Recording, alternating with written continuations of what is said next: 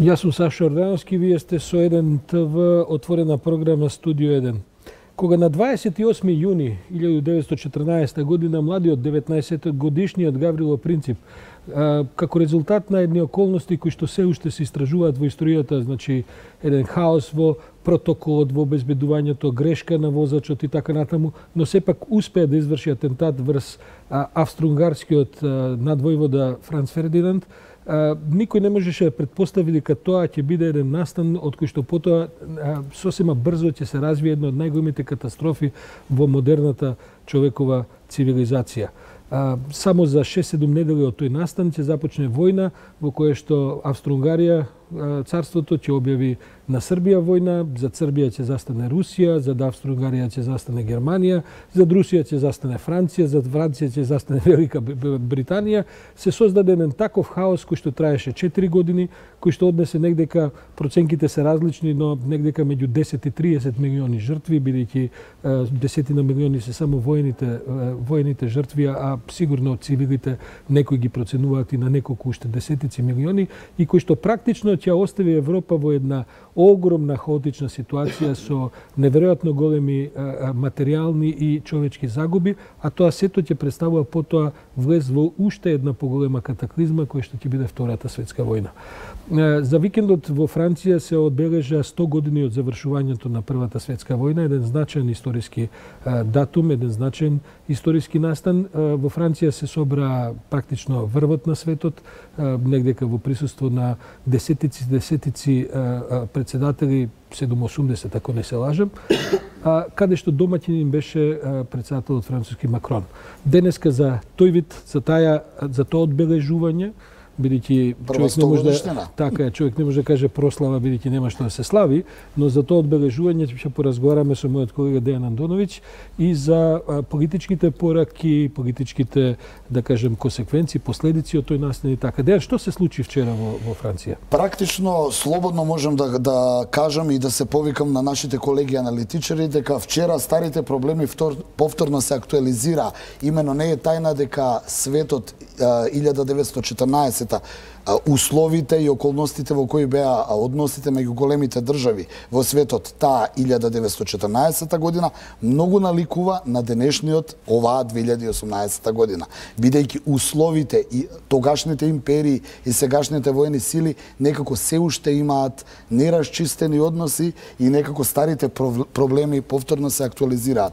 Па и самиот Макрон тоа го кажа во својата изјава, каде што рече дека новите идеологии манипулираат со религијата може да изманипулира со ксенофобија, а сето тоа ради актуелните случувања во целиот свет и односите меѓу големите суперсили.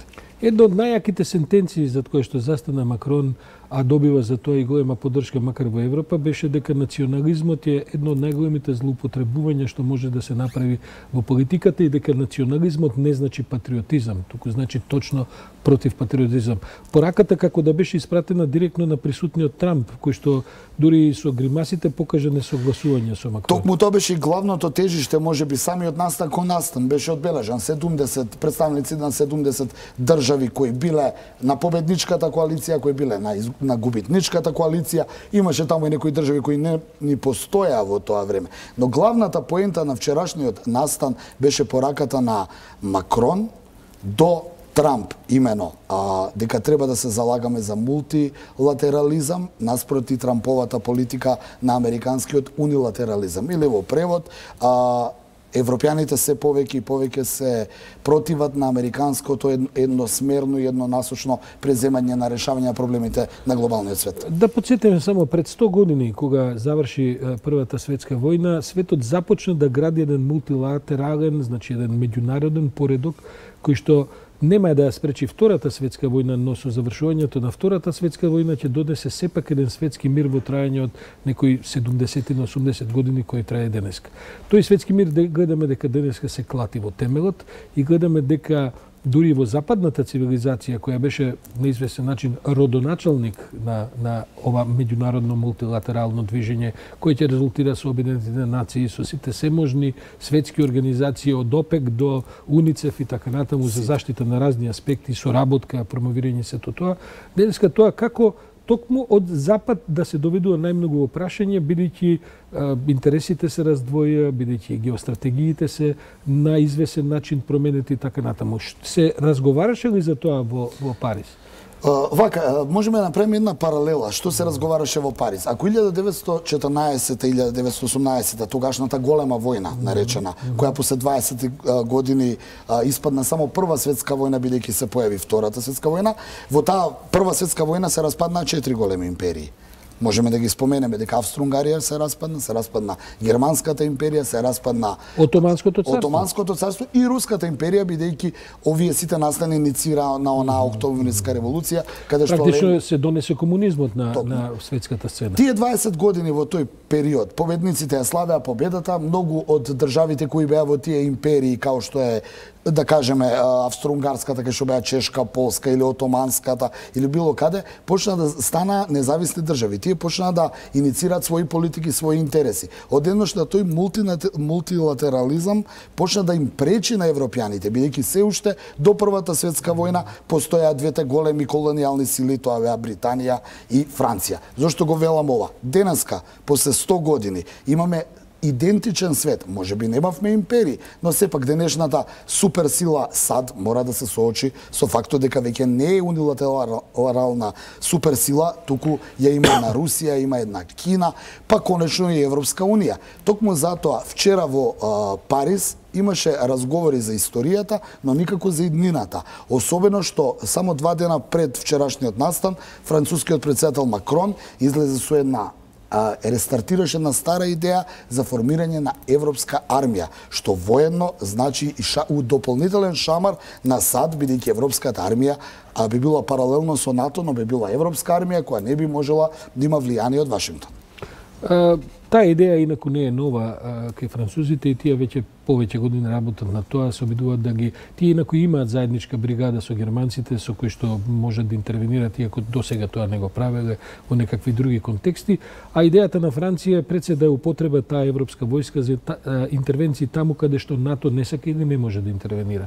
Да бидеме сосема историски точни, преска малку заборавивме, не се појави само комунизмот после Првата светска војна, тој го донесе на сцена и фашизмот во Италија, а потоа и нацизмот во Германија. Токму тие репарации што беа наметнати на Германија предизвика реакција на десничарските движења и дојде до нацизмот, каде што се појави и до Втората светска војна. Сепак една од маркантните работи кои што вчера се случија во Франција беше за прв пат поклонувањето на германскиот председател на обележјата од Првата светска војна, бидејќи германците беа официјално губитници во таа војна. Па значи не само Меркел, туку и германскиот председател беше додаде почит на сите тие милиони паднати војници, бидејќи тоа навистина се смета за една од најнемилосрдните војни во историјата на човештвото. Што се, откако одлежаа вчера коментарите, што се веќе денешните коментари, Дејан? Има ли продлабочени некакви анализи за тие првични настани кои што вчера и завчера ги одгледавме? Обидот да се поистоветат сите учесници во Првата светска војна, да се одаде признание како една цивилизацијска грешка, да се стават на иста страна победниците и поразените, е благородна и беше добро поздравена. Меѓутоа, секогаш почнува другата страна. Имаше реакција, јас морам да ги споменам на нашиот северен сосед, кој како тогашна српска војска беше една од најголемите жртви на Првата светска војна, каде што 1/3 од вкупното население Србија го загуби, која беше конечно и иницијатор на таа војна. Да подсетиме дека Гаврило Принцип како член на Млада Босна во Босна и Херцеговина го изврши атентатот, тогаш на Виена, побара од србите да се оградат и да се извинат и побара да пратат Австро-Унгарија, да прати полиција. Да се вмешаат во внатрешните работи на Србија. Тогашна Србија одби кралот и дојде до тој напад, каде што мораме да признаеме историски факт дека Србија и нанесе прва воен пораз на тогашна Австро-Унгарија на така наречената Церска битка. Така, па следуваше анексијата на Босна и така натаму.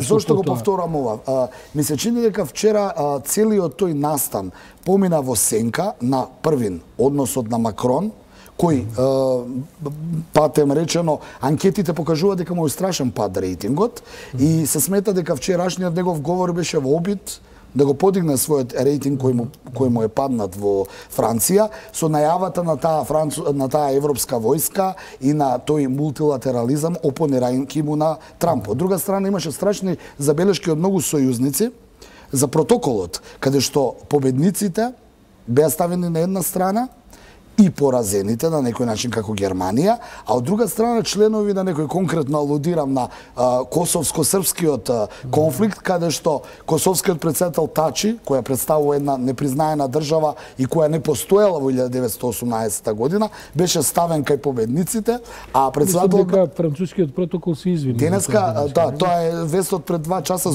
токму затоа ја зборам, каде што францускиот амбасадор во Белград им се извини на србите зошто Вучич, председателот, победничкиот председател, представникот на нацијата која била победник, била ставена на другата страна каде што е неважна. Што се толкува на некој начин како порака до Србија и до Косово. Добро, иако се разбира традиционалното пријателство помеѓу Франција и Србија, барем декларативно, отколку овој тип на протоколарни грешки. Американскиот председател Трамп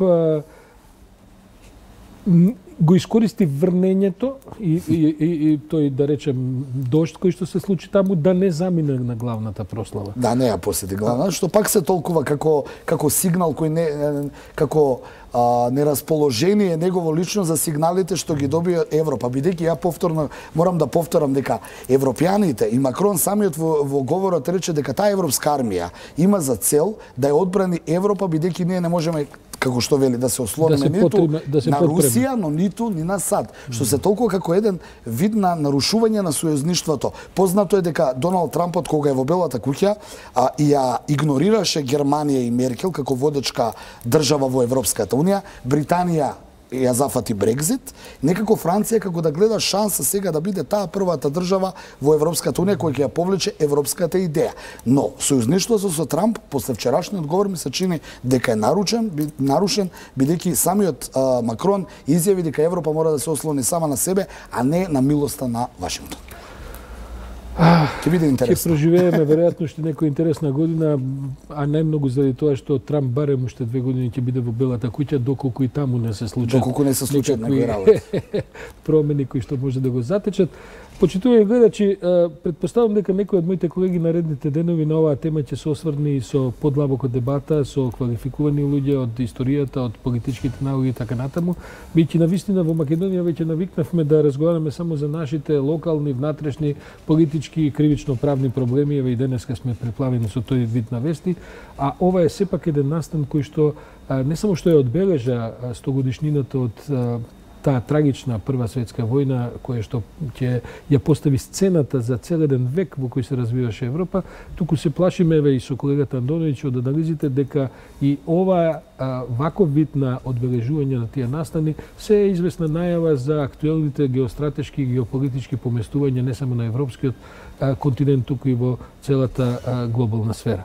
Останете со нас, после ова следува една закуска, бидејќи Маја, мислам, ми јавија дека готви тортилји со печурки, а тие ќе бидат прелиени со авокадо дресинг. Ова звучи одлично и морам да ви кажам дека јас ќе го искористам времето нешто да каснеме, додека Маја вам ви готви на вашите екрани, а потоа од 17 часот со мене во студиото ќе биде господинот Кире Наумов, кој што е заменик министер за економија, и потоа ќе следуваат и сите други содржини кои што ги најавивме уште рано попладнево. А Еден ТВ, отворено студија, сум Сашо Ордановски, вашиот понеделнички водител.